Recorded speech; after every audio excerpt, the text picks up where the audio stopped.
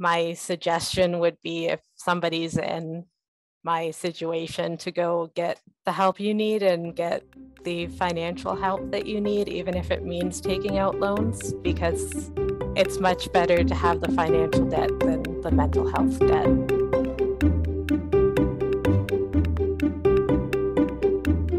Welcome to the Personal Finance for PhDs podcast, a higher education in personal finance.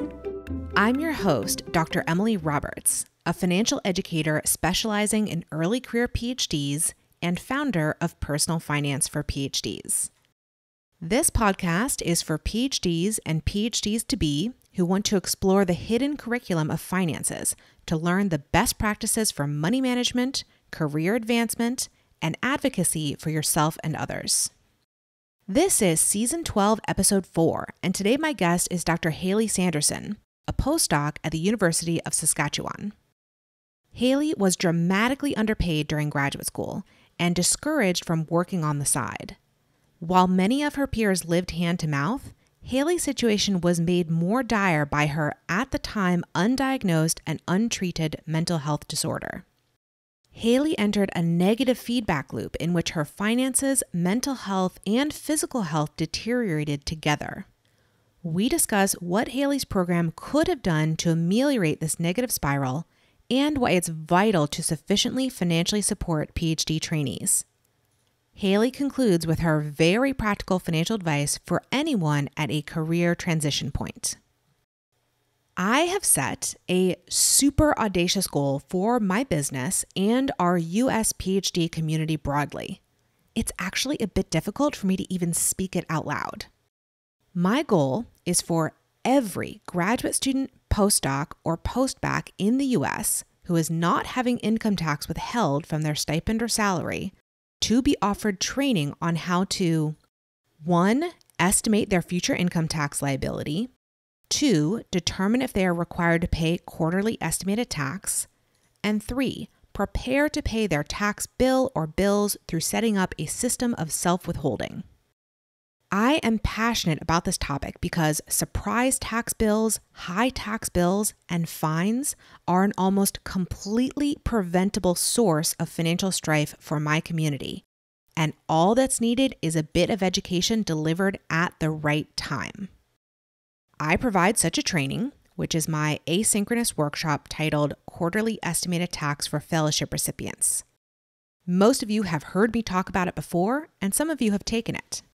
The perfect time to give PhD trainees access to this workshop is when they start or switch onto non-W-2 income, which often happens near the start of the academic year, i.e., the near future.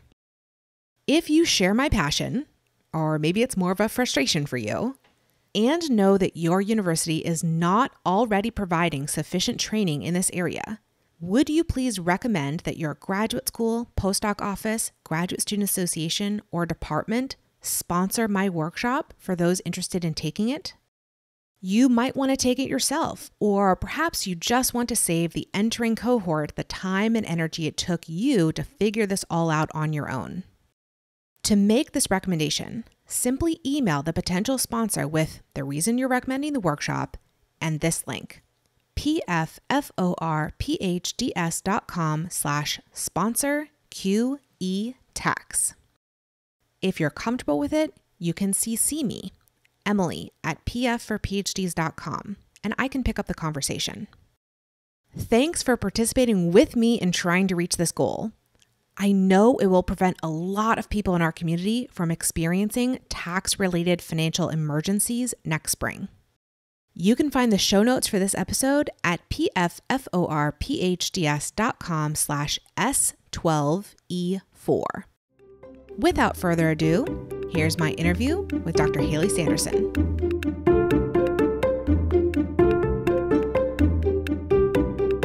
I am delighted to have joining me on the podcast today Dr. Haley Sanderson, who is a postdoc at the University of Saskatchewan, and she is coming on the podcast to talk about a really sensitive topic, which is living on a very low graduate student stipend while dealing with mental illness. So Haley, I'm really pleased that you volunteered to be on the podcast to talk about this important topic. So would you please introduce yourself a little bit further for the listeners? Hi, I'm Haley.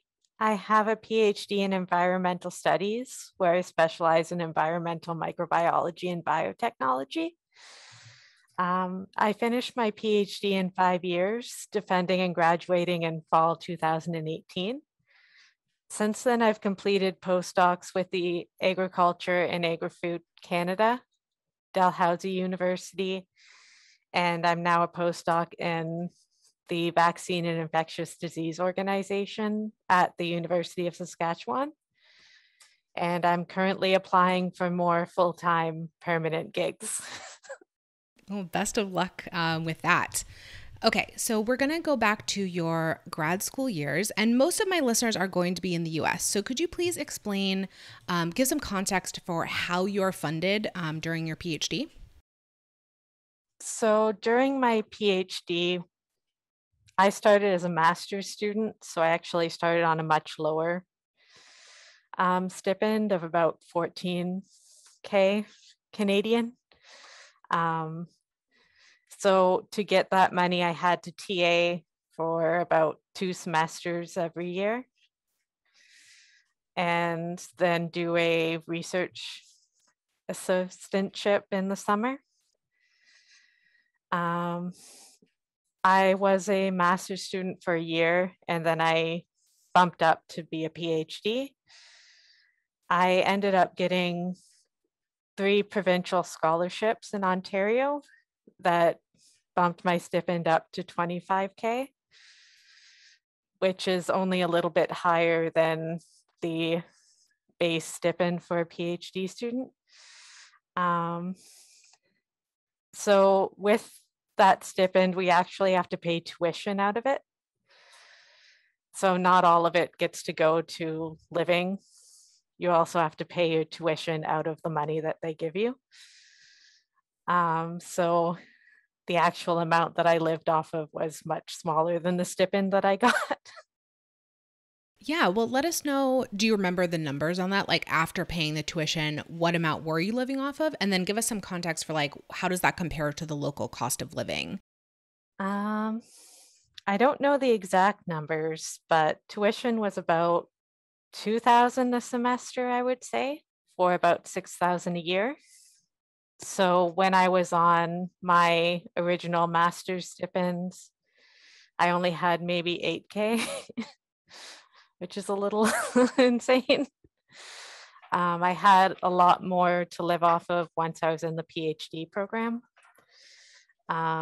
So when I was a master's student, I actually had to work, but there was some problems with the department not wanting me to work and kind of threatening to take away the stipend that was paying like my tuition and my rent. Yeah, I mean, the numbers that you're throwing out there sound incredibly low. It's not surprising at all to me that you would, seek other sources of income. Was that something that your peers were doing as well? Was the department also like threatening other peers who are working, or how were they making ends meet? A lot of the other people in my department had like side gigs that they'd only do every once in a while. A lot of people hid if they had part-time jobs. Unfortunately, I worked close to the university and some of them saw me working, so that didn't work out too well. How was that resolved? Did you have to give up the side job? Some of the admins helped me apply to the provincial scholarships. And once I got the provincial scholarships, I was kind of told to get rid of the part-time job. And would you say that when you had that higher 25K minus, okay, let's say 19K per year stipend during the latter part of your PhD, was that enough to survive, or did you feel like you would have worked more if you were allowed to? I probably would have worked more, but I think I would have had trouble doing that with the mental illness because there were a lot of things that impacted, like my eating, my sleeping, my social life were also impacted by finances and more so by the mental health problems. Yeah, let's talk about that more now. So you had an undiagnosed / untreated mental health condition at that time. So how was that affecting how you handled your finances? So I have a psychotic disorder that causes me to have delusions and hallucinations that are usually really disparaging and kind of controlling. So let's say, for instance, when I got accepted into the master's program, my mom made a comment that my brothers paid for their second degrees. And that kind of morphed in my mind to my parents won't help me at all, so don't ask them. Even when I tried to apply for like student loans, I kind of got it in my head that I would never be able to pay them back. So it was kind of like a brick wall to actually apply for that. There were other things in my life, like I couldn't eat certain foods because I thought I'd get really sick and stuff like that. So it was essentially that I couldn't really do anything to help my situation because my brain would tell me like, you can't actually do this. Wow. Yeah. I had not like thought about that or realized that was a potential, symptom that some people could be experiencing. So thank you for sharing that.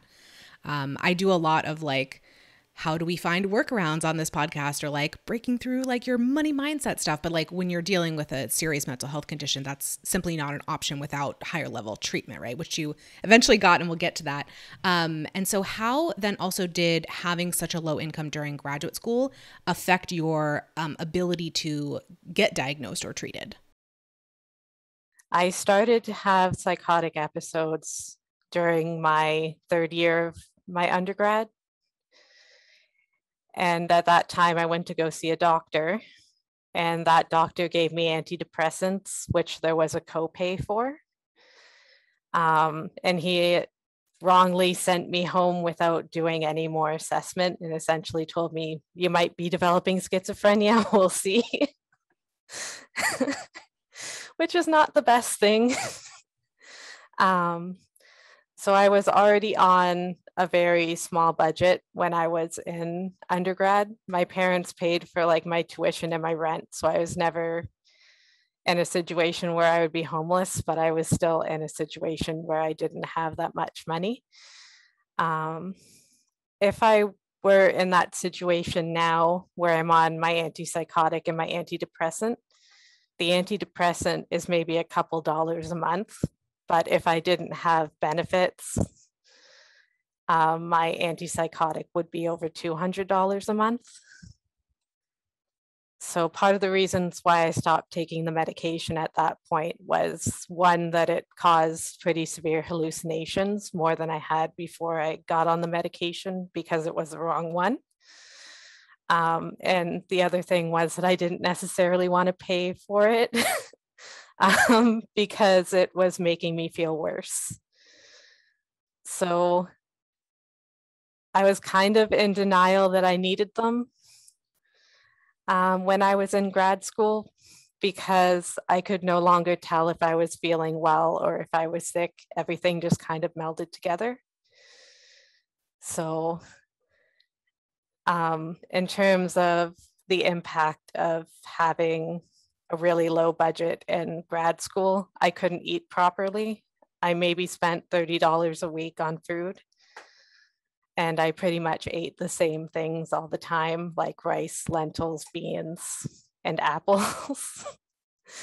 I was so worried about things that I also didn't sleep.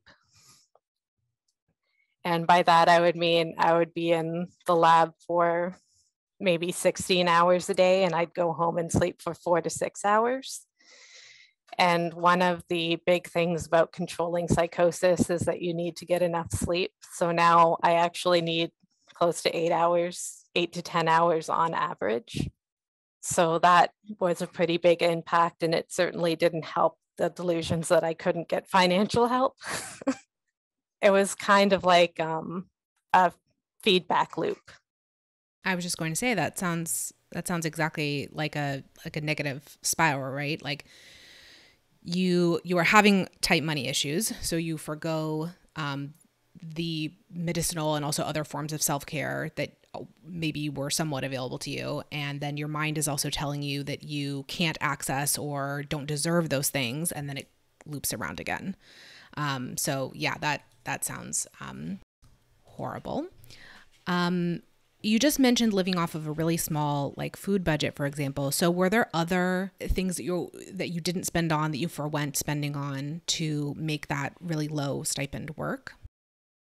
I didn't go out very often and kind of avoided any social situation where I might have to pay for stuff, particularly in my first 2 years. After my first 2 years, I moved somewhere with a better cost of living.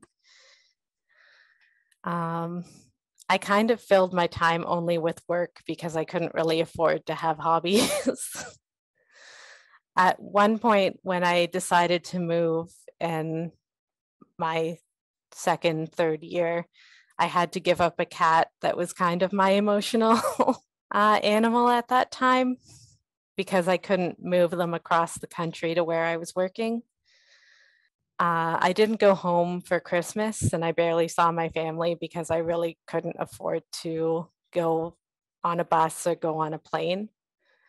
I didn't take a vacation throughout my entire PhD. I didn't date anyone during my entire PhD. And I avoided buying anything other than food. So I would wear clothes until they like physically fell apart. Same with shoes. I'd wait until I really, really had to. So I essentially forego like anything that would be making me kind of happier. So it really wasn't ideal. Yeah, I realized that I kind of phrased that question as like, oh, what are the great strategies you use? Like, not that I meant it that way, but this is not at all a laudable list, right? This is all a list of things that caused you to become even more unhealthy. And again, in that spiral that we were just talking about, and to not be able to break out of it. Like having an injection of some extra money, I mean, it would also help if your mind were, allowing you to spend on these things, but having some extra money would have helped your general mental health, but also specifically your condition so much. It's so obvious that would be the case. I'm just like hearing a picture of you like drowning during graduate school, financially, mentally. And I'm wondering about the people around you, like your advisor, or other people in your department. Like, was there anything that they could have done? I'm asking this in a way of like, what can other people listening to this take away if they see a peer or someone in their program? That is to say, maybe they're a faculty member or someone else who has a bit of power in the situation too. Like, what should they have been doing, or what could they have done to help you out of this spiral? In some ways, there wasn't really much people could do. In terms of what the department did, they tried to help me get scholarships, which did make the situation a lot better. There is an opportunity to do like graduate assistant work that I did for 2 summers that was really helpful.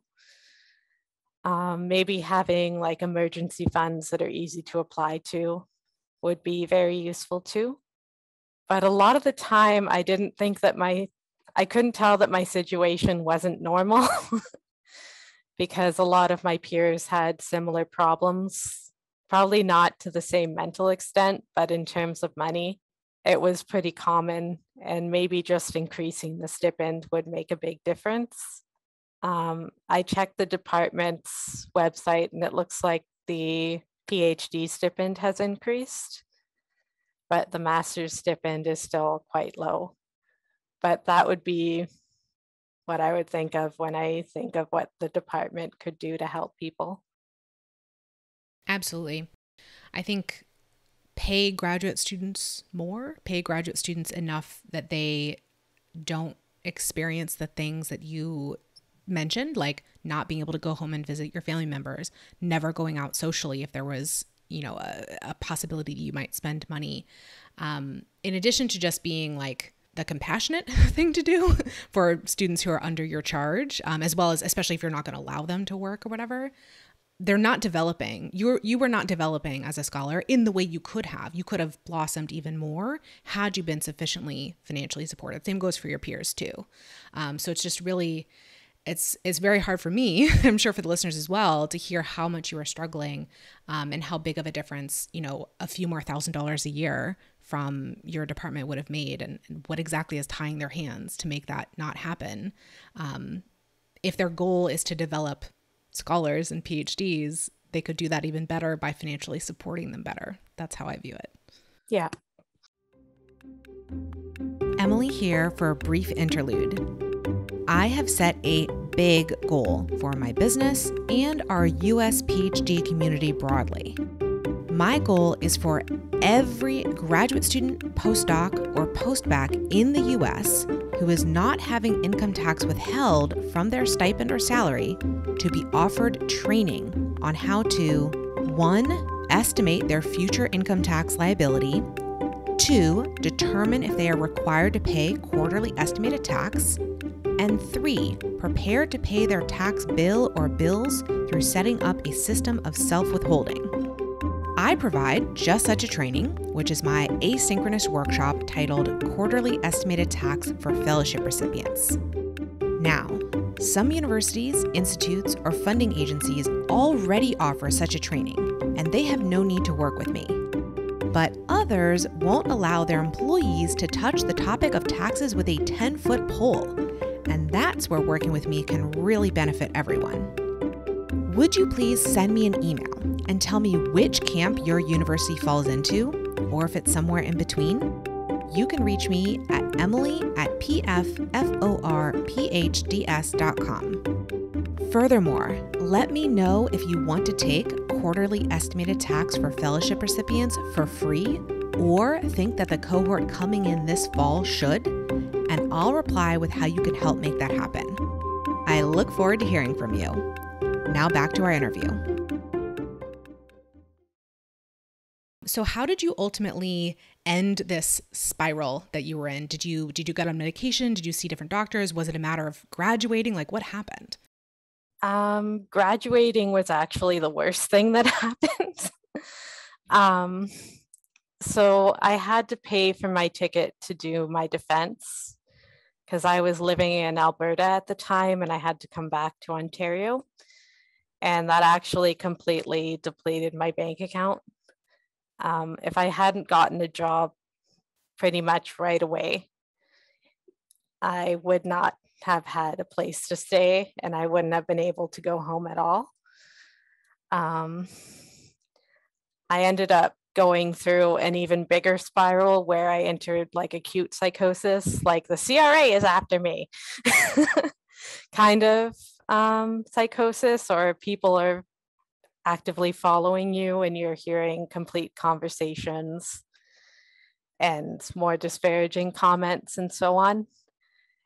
I essentially kept working for almost 6 months with acute psychosis. And then I finally hit a point where I couldn't do it anymore. And I realized that there was something incredibly wrong. So I ended up going to the doctor, who tried to put me on an antipsychotic, but I essentially spiraled further when I got onto the antipsychotic because it was essentially too late to be putting me on it in an outpatient location. So I ended up having to go to the ER twice. The first time there wasn't a psychiatrist, so they sent me home. The second time I was essentially really dehydrated, only weighing 80 pounds and completely out of reality, essentially. So the psychiatrist put me into inpatient care and I stayed there for a month where they put me on medication and I essentially slept because I was burnt out from work and the PhD. So it's taken probably 2.5 years to get on the right medication and recover fully from that. Starting a postdoc that actually pays me enough to live has been pretty helpful in that, because I've been able to start eating more healthy. I'm not as worried, and I have the psychosis under control between medication and therapy. So I'm sleeping a normal amount. I'm eating a normal amount. I'm exercising because I can afford to go to the gym. and like go to spin class and stuff like that. One of the weird things is I actually got out of the grad school with absolutely no debt because I couldn't actually apply for the loans. Like my head would not let me apply for them. So I ended up getting out with absolutely no debt, but also absolutely no money. So I was really lucky that I was offered a job right away. After I was hospitalized, I had to take 3 months off. So I actually lost the job that I had gotten and I had to find another job, which I had to move across the country for. And then after that job, I had to move across the country again, which has always been kind of a financial burden, but that's just kind of how my job goes. But I'm doing much, much better than I was doing in grad school and have a lot of things more under control. I am so glad to hear that you're in a much better place right now, although it does seem to me that it's taken a long, long time to get there. I mean, you mentioned that you came out of graduate school with no financial debt, but you had a debt to yourself of another kind, right? Of having not taken care of yourself and had been on the medication and doing the sleeping and the eating and all that stuff. So like you still had to come out of that depth of the, of care that you needed to get back up to the point that you're at now, the stable and healthy point. I would say that I would have rather have the financial debt than the mental debt. So like my suggestion would be if somebody's in my situation to go get the help you need and get the financial help that you need, even if it means taking out loans, because it's much better to have the financial debt than the mental health debt. I totally agree. And I'm really glad to hear you say that. I don't want to criticize other people either in their financial situations, but when you're in a unique time of life, like being a graduate student, and it is ideally time limited and you'll move on to having a better paying job later on, it can in some situations make sense to take out debt. And some people feel so debt averse that and I'm not saying you did this because you had this mental health condition, but they put themselves into debts of these other kinds. They're not eating properly. Maybe they are not living in a safe situation. Again, I don't want to sound like I'm criticizing them, but they do as a graduate student, at least in the US, have the option of taking out debt and alleviating some of that. And so I just want them to think about that as a legitimate option and not something that's completely off limits to them to help this short-term cash crisis that they're in during graduate school. Again, the responsibility for that, as we were talking about earlier, falls much more on the programs. Underpaying people, that's on them rather than the people who are being underpaid. But that is a way out of a very difficult short-term situation. And like you said, you would have rather had a bit of money to pay off than having these years and years that it's taken you to recover from the state that you were in by the end of graduate school. Do you have any other advice for prospective graduate students who are walking into programs like you did, your master's, your PhD program, who are potentially being radically underpaid compared to the local cost of living? I would mostly work for a while and save money before you go to grad school. I wasn't in a situation where I thought I could do that, but if I could do it again, I probably would have started working right away and then decided if I wanted to do grad school after I've made a little bit of money. Make sure that whatever program that you want to go into does have a fair stipend. I didn't even think of that when I joined grad school, but that should have been a much bigger consideration than what it was for me because I'm first generation. I didn't think that they would give me a stipend that I couldn't live off of. Misplaced trust. Yeah. I would maybe do a little more digging on the financial side before starting grad school. Yeah, I think those are great suggestions for someone considering graduate school. Definitely look into the stipends versus the local cost of living. I have a website that helps with that, at least if you're in the US, which is called phdstipends.com. So you can see what other graduate students actually report as being their income, not what the programs tell you they're paying. Those might be two different things until you get the offer letter at least. So you can kind of do some pre-research on the programs that you're planning on applying to see if they're paying a living wage or not. And like you said, I think a lot more people should be considering working for a decently paying job for a year or 2 or 3 before they start graduate school to build up some kind of financial safety net, so that they don't have to do things like you were just mentioning, the cost of moving multiple times across the country.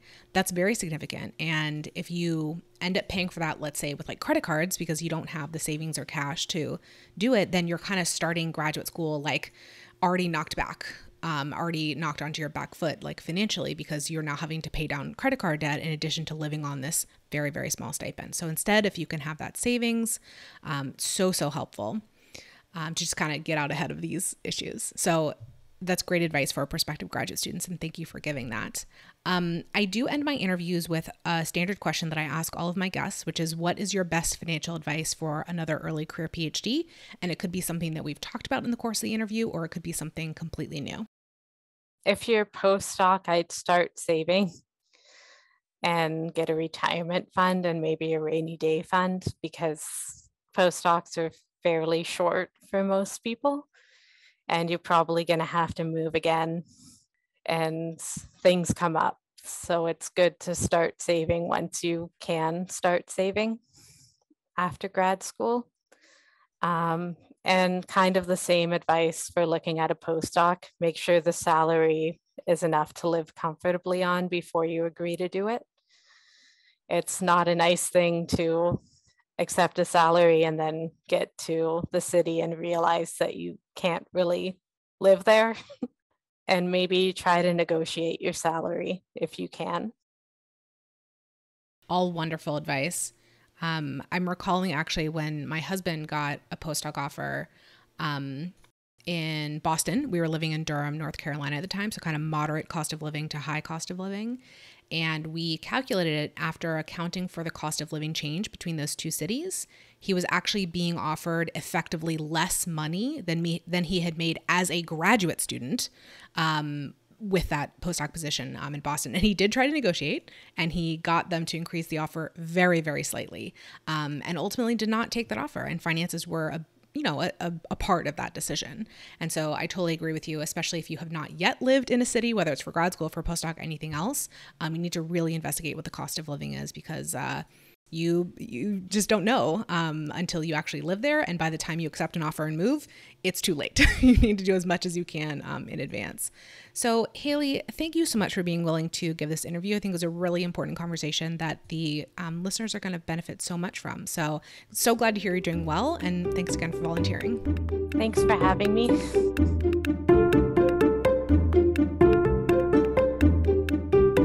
Listeners, thank you for joining me for this episode.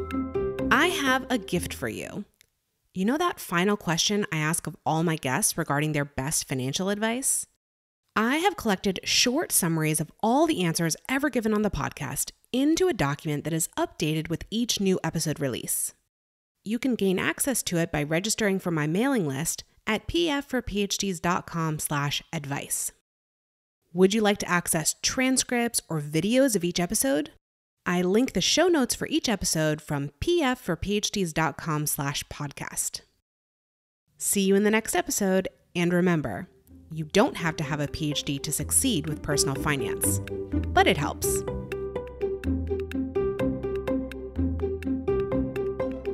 The music is Stages of Awakening by Poddington Bear from the Free Music Archive and is shared under CC by NC.